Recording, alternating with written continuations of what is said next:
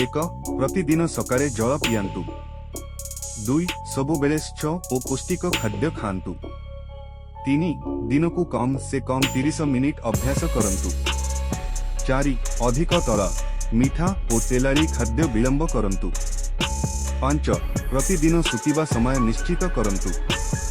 6 अधिक जल पियांतु, दिनकू 8 ग्लास। 7 धूमपान और मद्यपान बंद करंतु। 8 समय मते भोजन करंतु। 9 फल और शाकसब्जी अधिक खांतु। 10 मन शांति पाई ध्यान करंतु।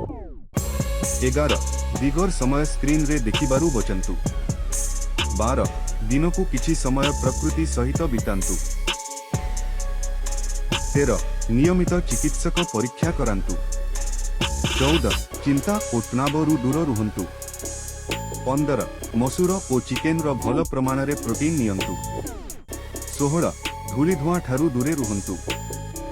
17 माछ खाइबा उपरे गुरुत्व दियंतु। 18 एक समय रे अधिक काम न करंतु। 19 दिनकू कमे कमे 6 घंटा घुम दरकार। 20 ओजन नियंत्रण रे रखंतु। 21 जन्म और स्वास्थ्य पाई टीका करांतु। 22 स्वच्छ लोटा और खाद्य बासन व्यवहार करंतु। 23 हाथ धोई बेले साबुन व्यवहार करंतु। 24 तितली और मशा ठारू सावधान रुहंतु।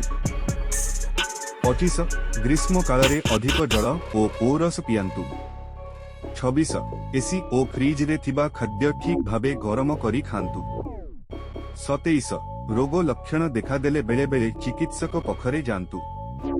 28 सकाळे सूर्य किरण लगिबा उपरे गुरुत्व दियंतु।